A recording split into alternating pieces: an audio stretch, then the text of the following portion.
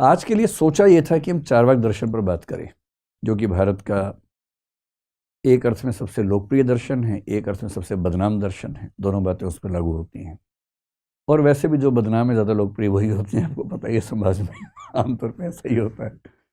क्योंकि किसी एक दर्शन को ठीक से समझने के लिए पहले ज़रूरी है कि आपको बेसिक वोकेबुलरी उस विषय की पता हो, जो बेसिक टर्म्स हैं, कंसेप्ट्स हैं उस विषय के, वो पता हो। तो फिर मैंने तय किया कि चारवाक को लाएंगे, 2-4 दिन के बाद ले आएंगे, लेकिन पहले 2-4 दिन कुछ बेसिक कंसेप्ट समझें, जिन कंसेप्ट से चारवाक अपने आप समझ में आ जाता है। चारवाक ही क्यों, जैनिज्म भी, बुद्धिज्म भी, वेदांत भी, शंकराचार्य भी, सब उन कंसेप्ट्स की बदौलत, उन कंसेप्ट्स की मदद से समझ में आते हैं, और पश्चिम के लोग भी उनसे समझ में आ जाते हैं।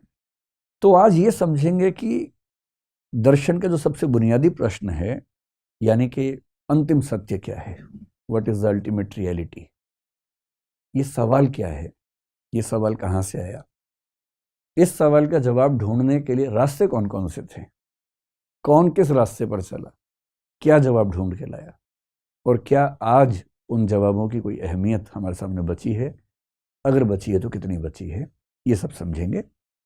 और फिर वहां से आपकी जिज्ञासाएं थोड़ी सी और बेहतर हो पाएंगी। तब हम, तो मैं एक शब्द लिखता हूं, अल्टीमेट ट्रुथ, अंतिम सत्य क्या है। या देखिए, दर्शन में सत्य और सत्ता, ये भी दो अलग चीजें होती हैं। जब मैं कह रहा हूं कि ट्रुथ एक चीज है, तो ट्रुथ जरूरी नहीं है कि वही हो जिसको हम अल्टीमेट एग्जिस्टेंस कहें। और मैं आज जिस पर बात करना चाह रहा हूं वो अल्टीमेट एग्जिस्टेंस की बात है। यानी दरअसल वो कौन सी चीज है जिससे सब कुछ बना है, ये सारी दुनिया कैसे बनी, किसने बनाई, किस प्रोसेस से बनी। और जब दर्शन की बारीकियों में जाते हैं तो सत्य और सत्ता, ट्रुथ और एग्जिस्टेंस, ये भी अलग शब्द हो जाते हैं। जो पहला सेशन था, मैंने बताया था कि फिलॉसफी की 3 बेसिक ब्रांचेस, जिनमें से एक मेटाफिजिक्स है, एक एपिस्टेमोलॉजी है, एक जिसको हम एक्सियोलॉजी कहते हैं। लेकिन फिलॉसफी की जो मूल ब्रांच, जिसका इंटरेस्ट हम सबके मन में होता है, उस मूल ब्रांच का नाम मेटाफिजिक्स ही है। और मेटाफिजिक्स का मतलब क्या है, इस ब्रह्मांड के संबंध में अंतिम प्रश्नों के जवाब देना। हिंदी में इसको हम तत्व मीमांसा कहते हैं, मेटाफिजिक्स को। मेटाफिजिक्स को ही मोटे तौर पर एक और नाम से भी जानते हैं, जिसको बोलते हैं ओंटोलॉजी। तो कहीं आप ओंटोलॉजी शब्द पढ़ें तो इसका मतलब आपके स्तर पर यही है कि दोनों एक ही बातें हैं, एक ही शब्द को 2 तरीके से कहने का रिवाज है दर्शन में।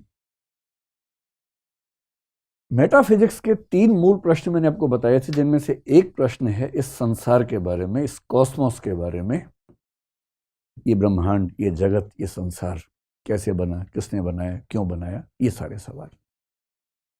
दूसरा सवाल जो आपको ज्यादा इंटरेस्ट क्रिएट करेगा वो है आत्मा के बारे में, सोल, कॉन्शियसनेस बेसिकली।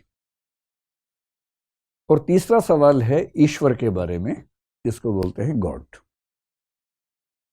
कॉस्मोस से जुड़े प्रश्नों को कॉस्मोलॉजी बोल देते हैं, सृष्टि मीमांसा।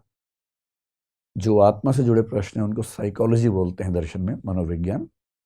और जो ईश्वर से जुड़े प्रश्न हैं उनको थियोलॉजी या ईश्वर मीमांसा कह देते हैं। इन पर तो हम बाद में बात करेंगे। आज इन तीनों को एकदम लेके बेसिक लेवल पर इसका जो फंडामेंटल क्वेश्चन है उस पर बात करेंगे। आपके चेहरे से ऐसा लग रहा है कि आज आपको अंतिम रहस्य समझ में आने वाले हैं। कुछ समझ में नहीं आने वाले, मैं तो पहले भी स्पष्ट कर रहा हूँ, ये मदारी वाला मामला नहीं है, ना बाबाओं वाला मामला है। हम झूठ नहीं बोलेंगे, हम सिर्फ ये बताएंगे कि लोगों ने क्या क्या सोचा। और सच ये है कि अंतिम सत्य किसी को नहीं पता है, सबके अपने अपने रास्ते हैं, अफवाहें हैं, अपनी अपनी राय है, ओपिनियंस हैं।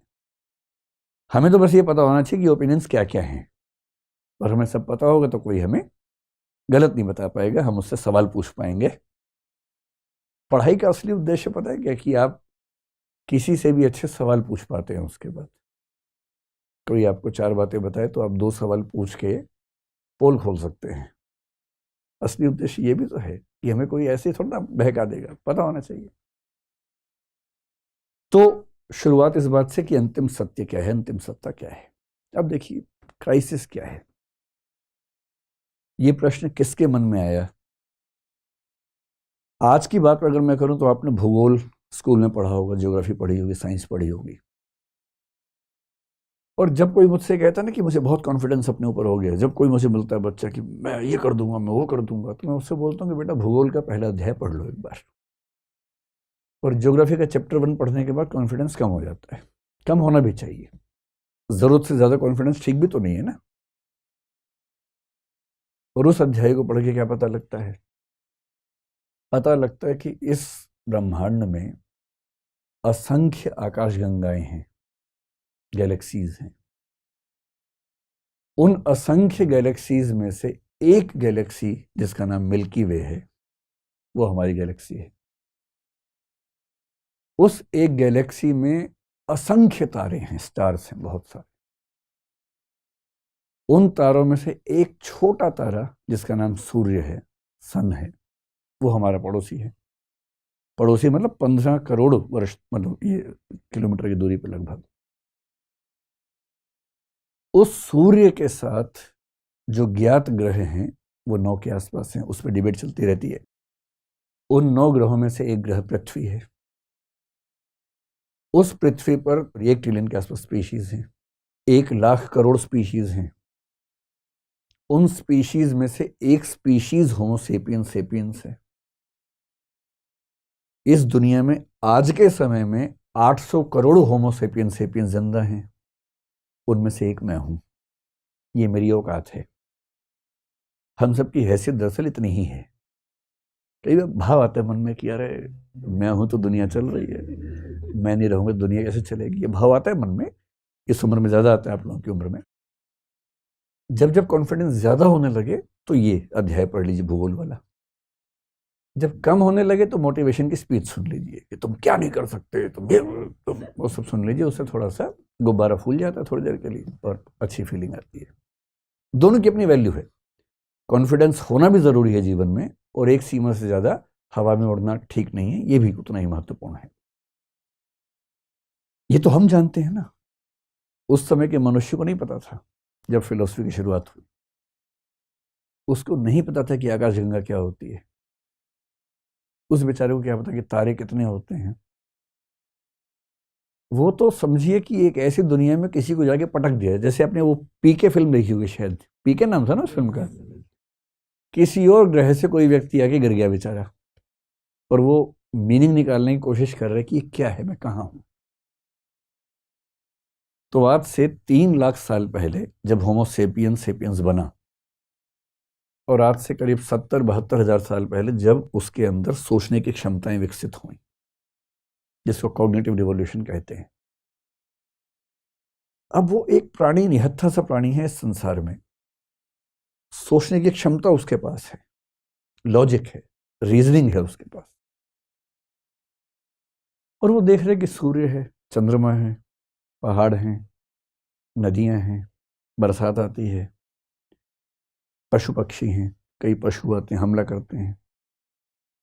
धीरे धीरे बनता हुआ समाज है, धीरे धीरे भाषा बनाने के प्रयास चल रहे हैं।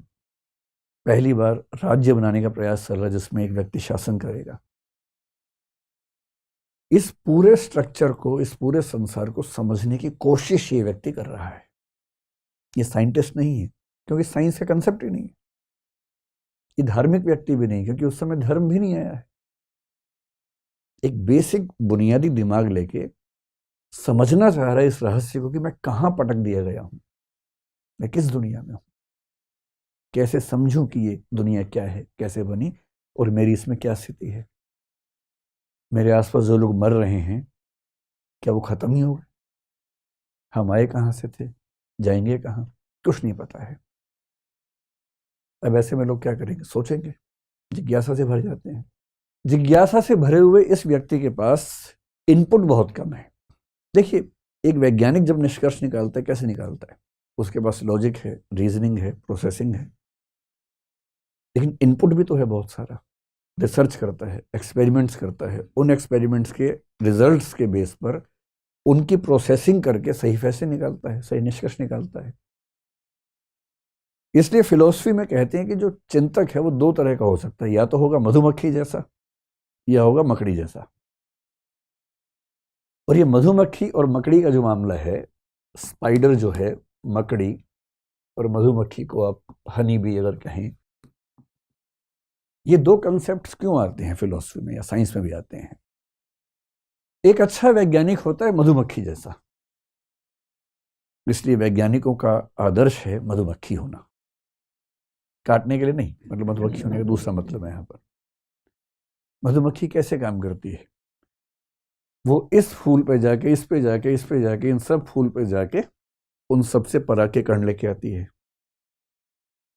और फिर उन सब की प्रोसेसिंग खुद करती है, और प्रोसेसिंग करने के बाद क्या बना लेती है? हनी बना लेती है, शहद बना लेती है। यानी वो प्रोसेसिंग खुद करेगी, लेकिन प्रोसेसिंग जिस चीज पे करेगी वो इनपुट्स बाहर से लेके आएगी, यहां से लाएगी, यहां से लाएगी, यहां से लाएगी, रियल इनपुट्स होंगे, और उन इनपुट्स की प्रोसेसिंग अपनी उन क्षमताओं से, जो क्षमताएं ईश्वर ने, प्रकृति ने उसको दी हैं, उनसे प्रोसेसिंग करेगी, और तब जो निचोड़ निकलेगा उसको हम शहद कहते हैं। ज्ञान की दुनिया में इसको आप निष्कर्ष मान लीजिए, जजमेंट मान लीजिए। पर मधुमक्खी बन सके इसके लिए इनपुट बाहर से मिलना जरूरी है। अगर इनपुट ही ना हो तब क्या करें, या कम हो तब क्या करें? तो मकड़ी बनना पड़ता है। और मकड़ी की खास बात यह है कि मकड़ी जो जाला बनाती है, उस जाला बनाने में प्रोसेसिंग भी वो करती है, और उस जाला बनाने का जो कच्चा माल है वो भी अपने अंदर से ही निकालती है।